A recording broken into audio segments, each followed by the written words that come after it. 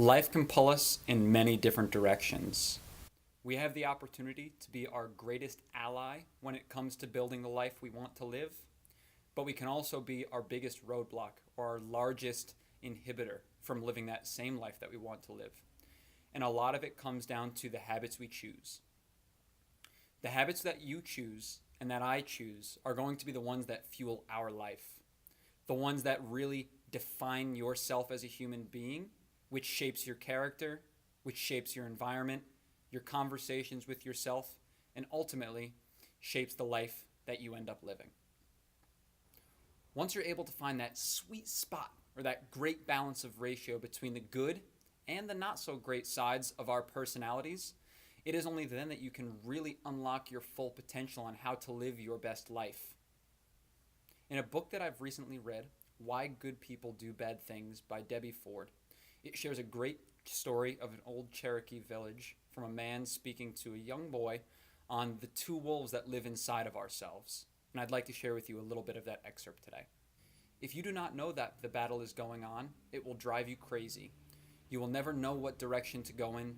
You will sometimes win, and then, without understanding why, you will suddenly find yourself lost, confused, and afraid, and may lose all you've worked for so hard to gain.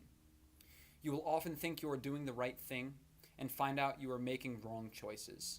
If you do not understand the forces of good and the forces of so-called evil, the individual life and the collective life, the true self and the false self, you will always live a life of great turmoil.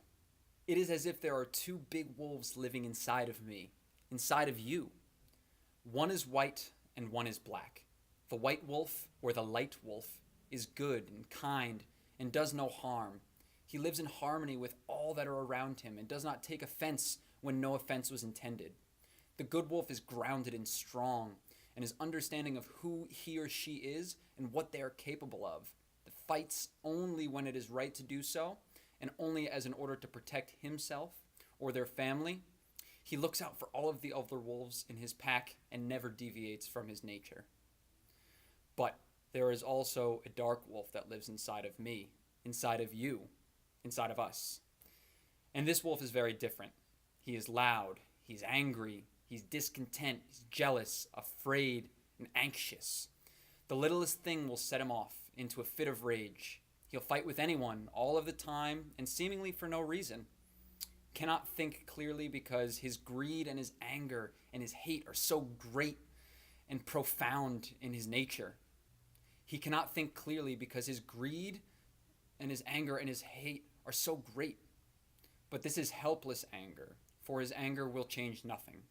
He looks for trouble and will find it wherever they go, and they'll so easily find it. He trusts no one and has no real friends. Sometimes it's hard to live with these two wolves inside of me, for both of them fight to dominate my spirit and to grab my attention. But one big question is, which one of these wolves win? And to that answer I do say, both. The wolf that wins is the wolf that you choose to feed, but it is important to feed both of your wolves. The story continues with, you see, if I choose to only feed the white wolf, the black wolf will be waiting around in every corner, looking when I am off balance or too busy to pay attention to one of my responsibilities, and he will attack the white wolf and cause many problems for me and my internal tribe.